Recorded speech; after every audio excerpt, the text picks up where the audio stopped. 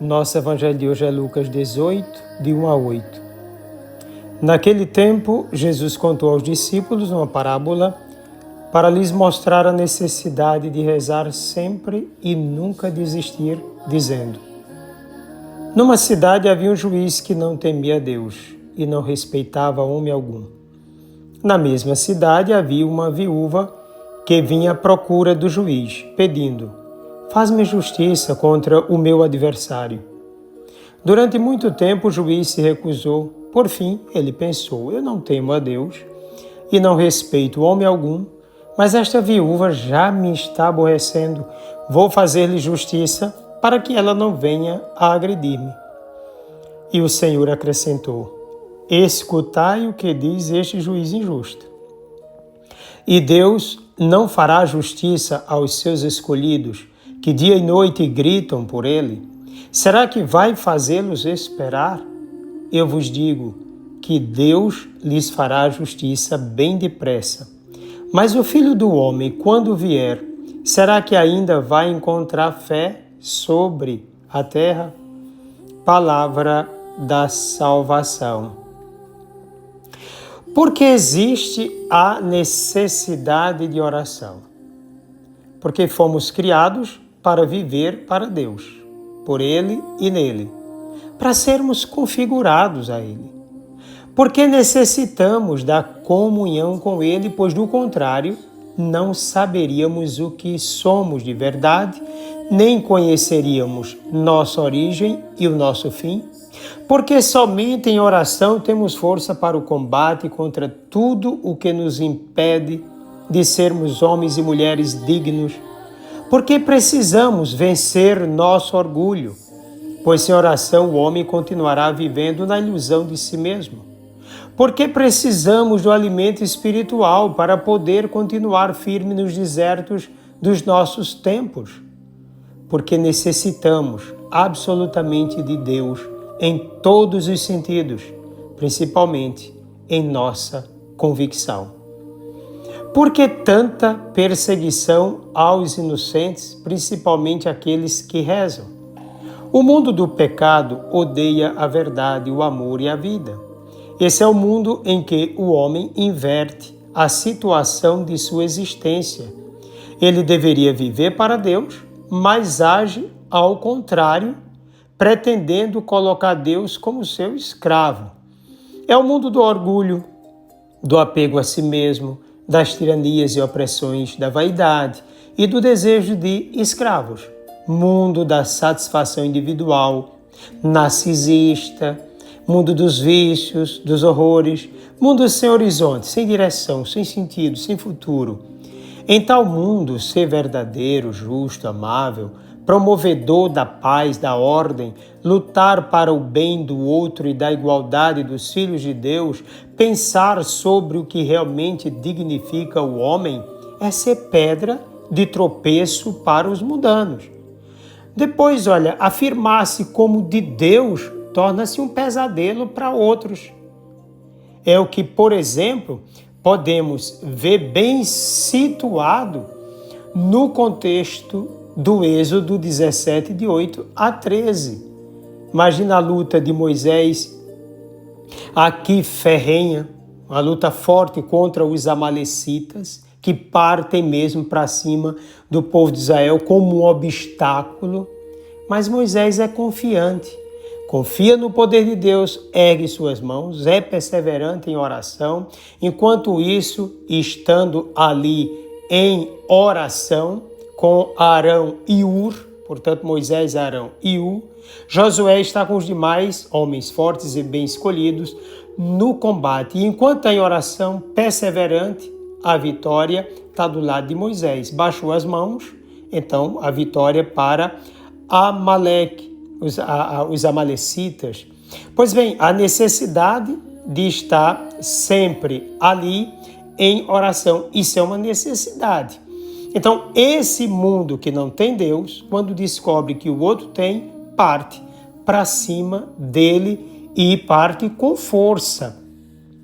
Então, em tal mundo, ser verdadeiro, justo, amável, se for promovedor da paz, se estiver do lado de Deus, passa a ser pedra de tropeço. Quem luta pelos seus direitos padece nas garras da burocracia corrupta, especialmente se for desprotegido. Quem defende os direitos dos inocentes também coloca a sua cabeça na forca. Por que Deus permite tanta perseguição, tanto sofrimento, tanta humilhação aos inocentes? Deus nos fez homens e mulheres livres, capazes de tomar nossas decisões, ou para o bem ou para o mal. Na verdade, somos livres, e essa é uma dádiva enorme, para o bem da nossa comunhão com Deus. Mas, infelizmente, em nossa limitação, muitas vezes preferimos o pecado.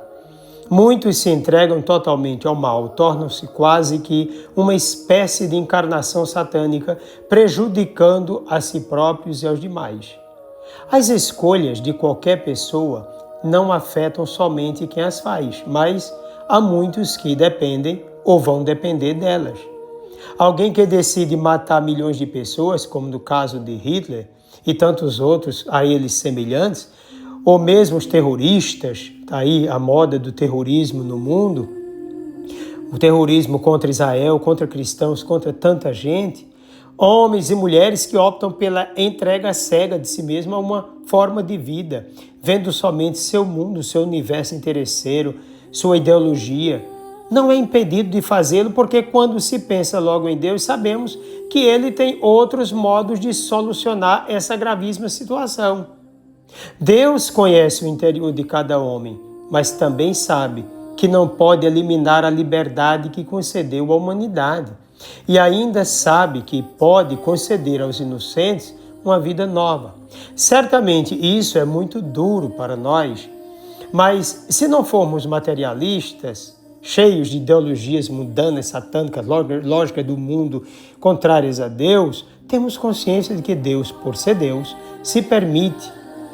É porque dará algo melhor tanto aos que padecem com a morte quanto a nós, indicando-nos um novo caminho na sua direção. Ele, o Pai, ofereceu-nos seu Filho amado. E qual foi a nossa reação? Por causa do nosso pecado, por causa de nossas más escolhas, o lançamos na cruz. Primeiro rejeitando-o quando ele entrou no mundo, depois pregando na cruz. Quando livremente optamos pelo pecado, negamos o dom da nossa própria liberdade e concordamos, mesmo que indiretamente, em lançar Cristo na cruz. Diante disso, o que nos resta é sermos perseverantes na oração, como fez Moisés ali ao lado de Arão e Ur. Confiantes, insistentes e fervorosos, crendo antes mesmo de orar ou rezar para pedir mais o dom da fé. Sermos pacientes, permitindo que Deus, na sua infinita sapiência, decida o melhor por nós, o que Ele realmente fará, pois já nos revelou isso enviando o seu Filho Jesus Cristo. Somente em comunhão profunda com Ele, mediante a ação do Espírito Santo, poderemos vencer a nós mesmos, o mundo e o demônio. Mesmo diante dos que desejarem nos matar, seremos firmes e decididos, pois temos o Cordeiro imolado de pé, nosso Senhor Jesus Cristo, a nosso favor, e Ele é o vencedor. É interessante se a gente pegar o mesmo texto do Êxodo, Moisés com Arão e ali, Moisés com seu cajado e erguendo as mãos. Veja que quando ele cansava, colocava-se algo para segurar a mão dele, né? Escorava-se a mão dele. É um retrato aqui também da cruz. Jesus está com mais dois aqui, só que com dois ladrões. Só que Jesus agora não tem uma ajuda para escorar seus braços, ele está de braços abertos, ele está totalmente para o Pai, totalmente para nós, mas agora não escorado, mas pregado na cruz. E essa pregação aí feita, esse ato de pregar negativo da nossa parte, no sentido de crucificá-lo por causa da nossa miséria, é ao mesmo tempo uma forma de dizer: ele não baixa as mãos. E se ele não baixa as mãos, ele não perde para os amalecitas, ele não perde para o mundo, né? Ele é o nosso vencedor. Então ele permanece vencendo por nós. Será que a fé ainda tem sentido depois de tanto tempo e hoje, muitos devido a tanto sofrimento, já na comunidade inicial esfriaram na fé, outros por causa da ausência de Deus nos momentos mais difíceis da perseguição, mas vamos chamar isso de ausência aparente, Outros, quanto ao futuro, devido ao que já foi dito acima, não acreditaram, não acreditarão. Aos que permanecerem firmes na fé e na oração, a eles será concedida a vitória. É importante não pensarmos como os homens e mulheres sem Deus, nem como os que facilmente desistem de qualquer empreitada, mas como aquele que, mesmo sabendo que o mundo inteiro o rejeita, mesmo assim continua lutando, crendo, confiando, esperando, vivendo no amor, na verdade e doação de si mesmo por meio da oração. Talvez alguém diga, mas para que pedir, fazer essa oração tantas vezes se Deus já sabe tudo? Sim, mas a oração ela vai nos moldando, Deus sabe, mas nós precisamos ser moldados. São Pedro disse, a quem iremos? Tu tens palavra de vida eterna. Que palavra fortíssima! Cristo tem a palavra de vida eterna. São Paulo vai dizer a Timóteo, na segunda carta a Timóteo, 3, de 14 ao versículo 2 do capítulo 4. Caríssimo, permanece firme naquilo que aprendeste e aceitaste como verdade. Olha, eu vou permanecer firme naquilo que eu aprendi, primeiro, se eu tiver fé e se eu for um homem de oração. Continua Paulo, tu sabes de quem o aprendeste. Desde a infância conhece as Sagradas Escrituras. Até então não havia ainda a escritura organizada do Novo Testamento. Era do Antigo Testamento. Então conheces os ensinamentos do Antigo Testamento. Agora sim as cartas de Paulo. A primeira aos Tessalonicenses também, né, já tinha sido feita. Elas têm, as Escrituras, o poder de te comunicar a sabedoria que conduz à salvação pela fé em Cristo Jesus. Convém lembrar que Jesus rezava os salmos. Rezava, estava em oração sempre com a palavra de Deus que já estava escrita lá no Antigo Testamento. E aí continua Paulo. E para que serve a Escritura? Por que a Escritura foi inspirada por Deus? E ele diz, inspirada por Deus e útil para. Para quê? Ensinar, argumentar, corrigir, educar na justiça, para que o homem de Deus seja perfeito, qualificado para toda boa obra. Então, um homem que ora, um homem de Deus, um homem que tem fé e que coloca a palavra de Deus aí todos os dias como alimento, vai sendo moldado por essa mesma palavra e sendo configurado ao Senhor. Diante de Deus e de Cristo Jesus, que há de vir e julgar os vivos e os mortos em virtude de sua manifestação gloriosa do seu reino, eu te peço, disse Paulo a Timóteo, com insistência, proclama a palavra, insiste oportuna ou importunamente. Olha aquela viúva pedindo ao juiz o tempo todo.